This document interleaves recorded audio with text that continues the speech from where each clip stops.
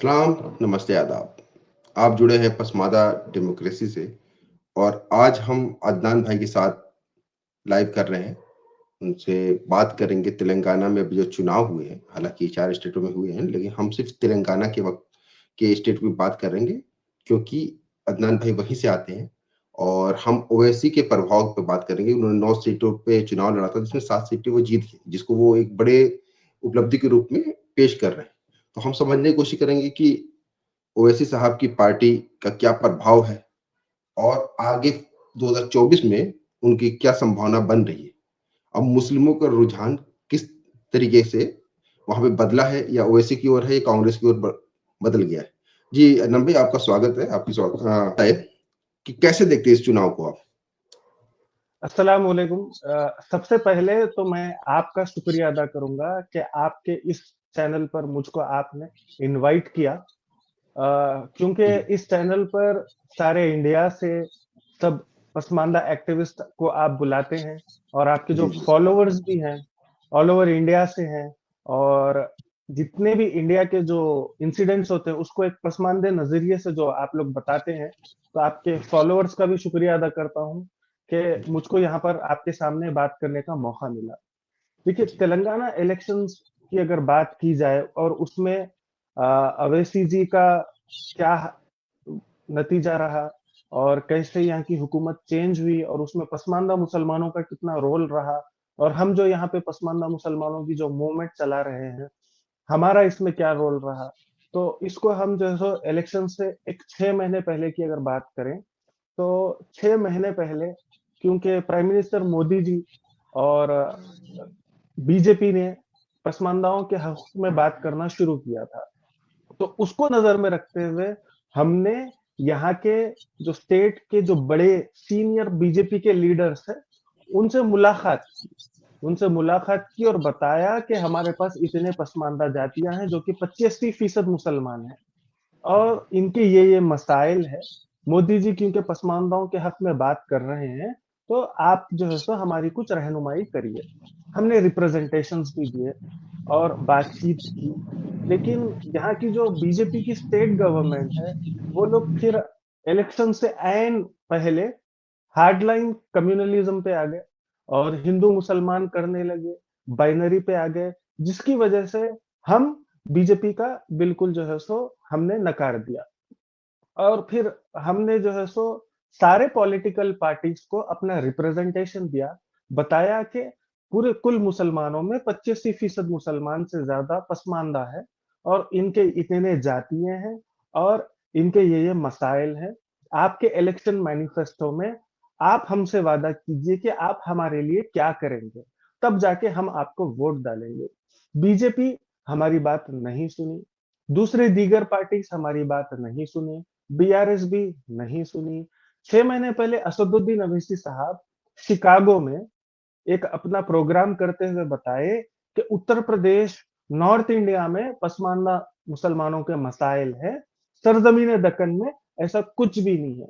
ऐसा कहकर बिल्कुल पसमानदा मसले को साउथ इंडिया, हैदराबाद से बिल्कुल नकार ही दिए थे असदुद्दीन अवैसी।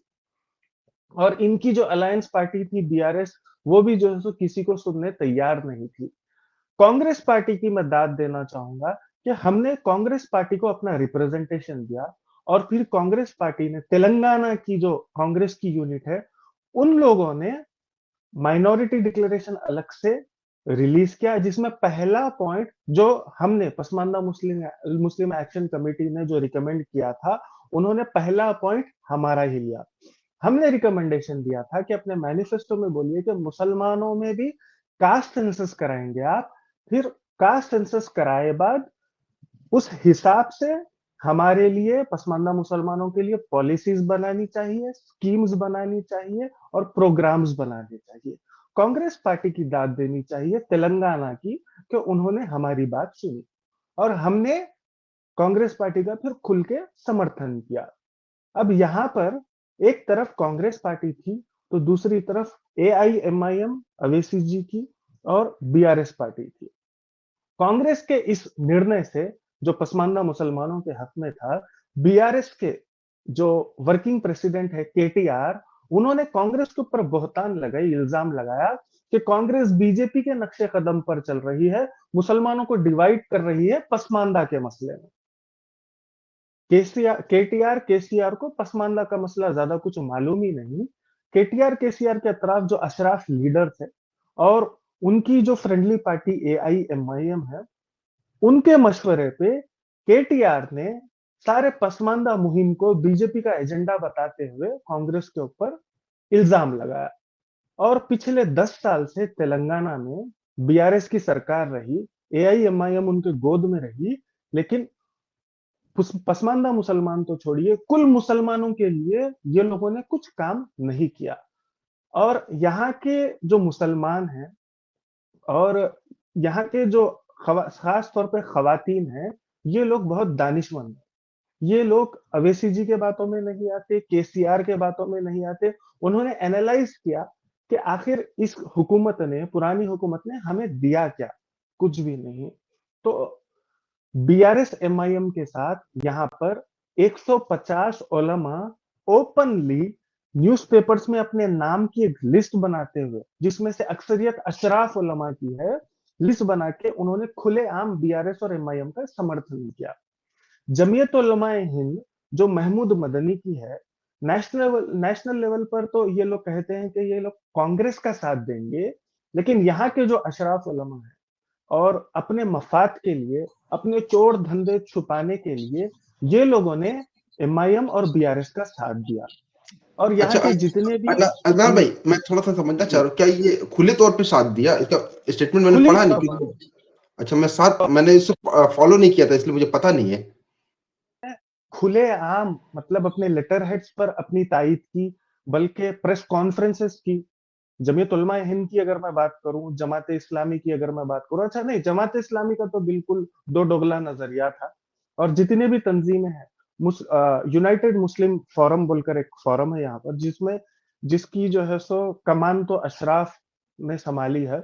और इसमें जमीयत अहले हदीस आती है, तबलीगी जमात के अरकान आते हैं इसमें, इसमें जो है सो अहले सुन्नतुल जमात के अरकान आते हैं, जितने भी दूसरे तंजीमें हैं मुसलमानों की, वो सब इसमें आते हैं। ये सिर्फ और सिर्फ असदुद्दीन अवैसी साहब की क्या बोल सकते दबाव में, उनके डर में, क्योंकि हैदराबाद जो है ना भाई, तेलंगाना हैदराबाद, यहाँ पे जो है सो आज भी फ्यूडलिज्म चल रहा है, जागीरदारी चलती है। तो वो जागीरदारी के डर में आकर सारे उलमा, बल्कि 150 उलमा तो न्यूज़पेपरों में अपना नाम लिखा के कहे कि हम खुला समर्थन करते हैं एमआईएम का और बीआरएस का।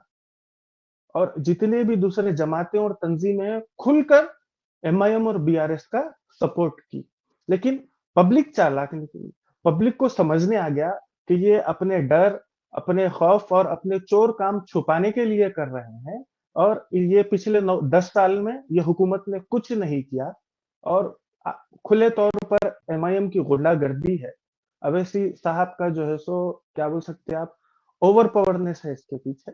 तो अवाम ने ये बात नहीं सुनी और 65 टू 70% पसमानदा मुसलमानों ने कांग्रेस को वोट दिया, कांग्रेस को वोट देकर जिताया। और तकरीबन 25 से 30% मुसलमानों ने बीआरएस को वोट दिया। और शायद 1-2% मुसलमानों ने बीजेपी को, क्योंकि कैंडिडेट की सूरत देखते हुए, वोट दिया। तो ये वोटिंग का रहा मसला। और जो 9 सीटों पर एमआईएम ने ठहराया, जिसमें से 7 इनकी पुरानी अपनी सीटें हैं, और 2 सीटों पर इसलिए ठहराया गया कि कांग्रेस का कैंडिडेट, दूसरा कैंडिडेट ना जीत पाए, अपने मुसलमानों के वोट कटे और दूसरा कैंडिडेट जीत जाए। वो रणनीति से इन्होंने 2 एक्स्ट्रा सीटों पर अपने कैंडिडेट्स को ठहराया। और ये जो 7 सीटें हैं, ये 7 सीटें ये हैदराबाद पार्लियामेंट में आती है, असदुद्दीन अवैसी के कॉन्स्टिट्यूएंसी में आती है। पिछले साल का अगर आप वोटिंग परसेंटेज देखेंगे और ये साल का परसेंटेज देखेंगे, तो भारी गिरावट हुई है। और पूरे तेलंगाना में 70 प्लस पोलिंग परसेंटेज हुआ है। और ये जो हमारा पुराना शहर है, जिसमें 85% से ज्यादा पसमानदा मुसलमान स्लम एरियाज में रहते हैं, यहाँ पे 39, 40, 41 परसेंटेज रहा है। सबसे कम वोटिंग परसेंटेज पुराने शहर पसमानदा मुसलमानों के इलाके में रहा, जहां पे असदुद्दीन अवैसी अपनी जागीरदारी चलाते हैं। और ये जो 40% भी जो इनको आया, इसमें से 10 से 12% बोगस वोट्स है, फेक वोट्स है, जो इनका एक इलेक्शन मैकेनिज्म होता है एमआईएम पार्टी का, उसकी वजह से आया है। असल अगर वोटर्स किसी ने वोट डाला है तो 25 से 28% ही है। अब आप ये बोलेंगे कि असदुद्दीन अवैसी को उनके ही कॉन्स्टिट्यूएंसी के वोटर्स बाहर निकलकर क्यों वोट नहीं डाले? उसका जवाब ये है कि यहाँ पे पूरे तेलंगाना में एमआईएम ने दूसरे सारे पॉलिटिकल पार्टीज के मुस्लिम लीडर्स को खत्म कर दिया। 2004 से 2014 तक यही एमआईएम पार्टी कांग्रेस के गोद में थी और कांग्रेस ने पूरे मुसलमानों की कमान असदुद्दीन अवैसी को दे दी थी और असदुद्दीन अवैसी ने सारे कांग्रेस के माइनॉरिटी मुस्लिम लीडर्स को खत्म कर दिया। फिर 2014 में जैसे ही समझने आया कि बीआरएस पार्टी फॉर्म होने वाली है, यहाँ पे हुकूमत बीआरएस पार्टी की आने वाली है, तो एमआईएम पार्टी ने कांग्रेस को गालियां दी, अपना नाता तोड़ दिया, फिर बीआरएस से रिश्ता जोड़ लिया। और पिछले 10 साल से जब बीआरएस की हुकूमत रही, तो बीआरएस के जितने भी मुस्लिम कायदीन रहे, उनको सबको एमआईएम ने खत्म कर दिया। तो शुरू से एमआईएम की पॉलिसी है, आप 30-40 साल से उठा के देखिए, तो जो भी हुकूमत पार्टी बनाती, जो भी जो सो रूलिंग में आती पार्टी, एमआईएम उसके साथ अलायंस में रहती, जिसकी वजह से पुलिस का पावर उनके हाथ में रहता, रॉडिज्म उनके हाथ में रहता। और इसका जो है सो आप लाइव एक्सपीरियंसेस देखे होंगे, मैं खुद ट्विटर पे शेयर किया कि कैसे मलकपेट, चार मीनार, याकुतपुरा और नामपल्ली के कॉन्स्टिट्यूएंसीज में ऑपोजिशन के जो एमएलए कैंडिडेट्स थे, उन पर एमआईएम के कैंडिडेट्स ने हमला किया, मारपीट की, जुल्म किया और फिर बोगस वोट्स भी किए। बोगस वोट्स अगर मैं आपको बताऊं, तो याकुतपुरा कॉन्स्टिट्यूएंसी और मलकपेट कॉन्स्टिट्यूएंसी के और नामपल्ली कॉन्स्टिट्यूएंसी के तो बहुत ऑर्गेनाइज तरीके, क्योंकि रियल वोटर अवैसी जी को आज वोट नहीं दे रहा। रियल वोटर का ये कहना है कि भाई हम वोट दिए क्यों, कौन है बोलो, सही कैंडिडेट नहीं है, ना इनकी तरफ से सही कैंडिडेट है, ना सामने वालों की तरफ से कोई दमदार कैंडिडेट है, राउडिज्म है, कितना भी हो ये लोग ही जीतेंगे, तो लिहाजा हम बाहर जाएंगे ना, वोट डालेंगे नहीं। ऐसा जो सो माहौल यहाँ पे बना हुआ है। तो क्योंकि इनका वोटिंग परसेंटेज कॉन्स्टिट्यूएंसीज में से गिर जा रहा, तो ये लोग बोगस का इस्तेमाल करते हैं। अब मलकपेट कॉन्स्टिट्यूएंसी और याकुतपुरे की कॉन्स्टिट्यूएंसी की अगर मैं बात करूं, तो यहाँ पे 300 पोलिंग बूथ्स है, जिसमें से 150 से 180 पोलिंग बूथ्स मुस्लिम इलाकों में आते हैं, जहां पे एमआईएम ताकतवर है। तो यहाँ पे ये लोग ये कैलकुलेट करते हैं कि 120 पोलिंग बूथ से 150 पोलिंग बूथ में 200 बोगस वोट्स पड़ना। बोगस वोट्स पड़ना मतलब पर्दा करने वाली खवातीन जाएंगी और जाकर जो सो वोट डालेंगी। एक एक घर पे हाउस एड्रेस पे 50 से 100 खवातीन का वोट रजिस्टर किया जाता, बोगस वोट रहता। अब वहां पे जो पोलिंग ऑफिसर रहता, उसकी हिम्मत नहीं रहती कि वो नकाब हटा के आइडेंटिटी पूछे। तो ये जो औरतें खास तौर पे लाई जाती, एक एक कॉन्स्टिट्यूएंसी में 200, 300, 500 औरतें लाई जाती ऑटोस में बिठा के, इनके बुरखे चेंज करवाए जाते और एक बूथ पे तकरीबन 200 वोट्स डलवाए जाते।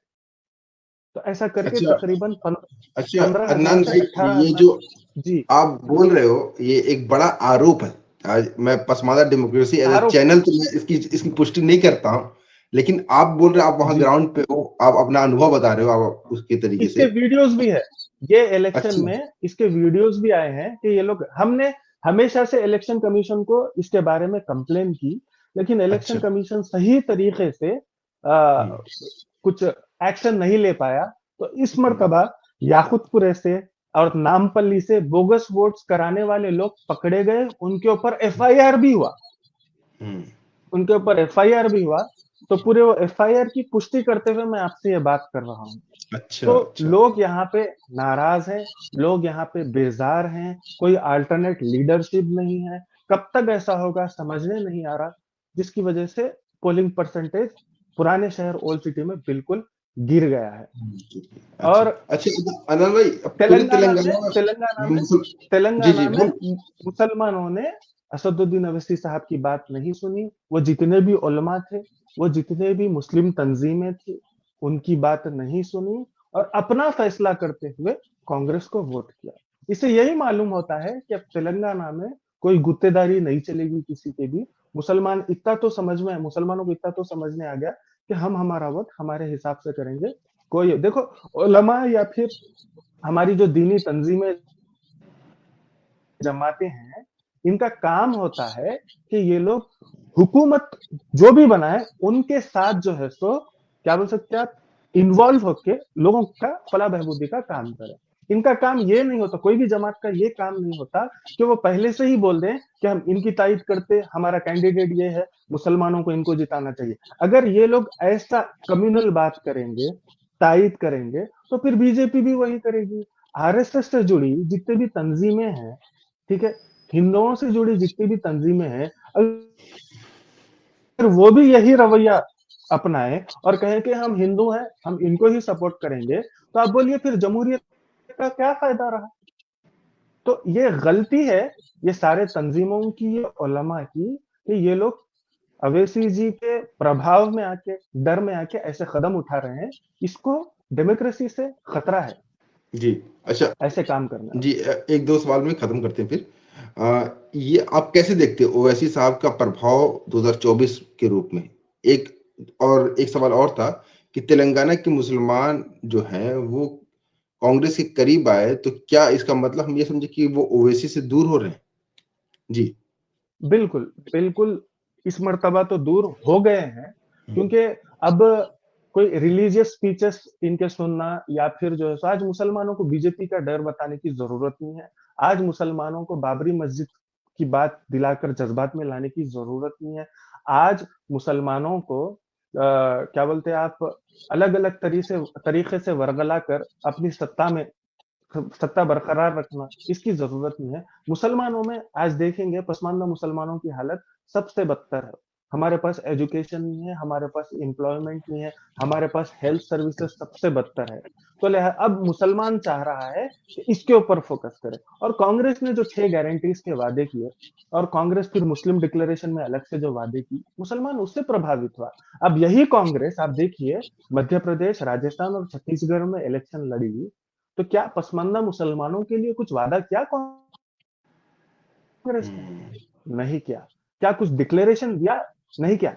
एक तेलंगाना की कांग्रेस है जो हमारी बात सुन के डिक्लेरेशन में पसमानदा मुसलमानों के ताल्लुक से एजुकेशन, हेल्थ, एम्पावरमेंट पे बात करती है, और दूसरे स्टेट के कांग्रेस बॉडीज है जो बिल्कुल जो है सो कुछ बात ही नहीं करते। और इसका नतीजा क्या हुआ देखेंगे आप, ये तीनों स्टेटों में कांग्रेस ने अपनी हुकूमत गवा दी। कांग्रेस को भी सोचना चाहिए कि वो पसमानदा मुसलमानों का हाथ पकड़े, उनको एम्पावर करें, उनके लिए मैनिफेस्टो में कुछ वादे लिखें।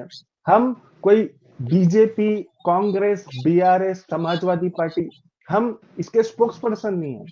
हम हर उस पार्टी के साथ हैं जो पसमानदा मुसलमानों के हुकूक में बात करेगी। अच्छा, मैं समझ में आ गई आपकी बात। तो 24 में पर आप ये देखते कि कांग्रेस भी, जैसे भाजपा ने, मोदी जी ने पसमादा का नाम लिया, आप उम्मीद कर रहे हैं कि कांग्रेस भी ऐसा कुछ करे ताकि पसमादा मुसलमान जो है और एक ऑप्शन के रूप में करना उसको दे। चाहिए, वरना जो 3 स्टेटों में जो हाथ हाल हुआ उनका वही होगा। और 6 महीने पहले असदुद्दीन ओवैसी साहब जो बोल रहे थे कि हम्म, पसमानदा मुसलमानों का यहाँ पर कुछ है ही नहीं है, ऐसा कुछ मसला हम्म, ही नहीं है। हम्म, इलेक्शन के प्रचारों में उनके छोटे भाई अकबरुद्दीन ओवैसी को बोलना पड़ा, तो वो बोले हम्म। कि जो सो हम पसमानदा तबकात, पसमानदा मुसलमानों के साथ हैं। 6 महीने पहले अच्छा, जो उन्होंने हमारे बोला ये बात। एग्जिस्टेंस को ही डिनाई कर रहे थे, हम्म। आज अल्हम्दुलिल्लाह वो पसमानदा मुसलमानों के वो साथ है। लेकिन तब तक देर हो गई थी, वोट हाथ से निकल गया था। जी, मतलब उन्होंने ये शब्द इस्तेमाल किया है, मतलब पसमादा राजनीति का प्रभाव आगे बढ़ रहा है। माशाल्लाह, बिल्कुल, अच्छी बात है। जी, ठीक है, बिल्कुल। अदनान भाई, हम यहीं पे प्रोग्राम खत्म करते हैं, और बाकी और इस इस मुद्दे पे सवाल आएंगे तो उन सवालों को लेके हम दोबारा आपके सामने दोबारा प्रस्तुत होंगे उन सवालों को लेके। ठीक है अदनान भाई? जी, बिल्कुल, जी। बिल्कुल। जी, ठीक है, बहुत बहुत शुक्रिया। जय पसमादा, जय हिंद।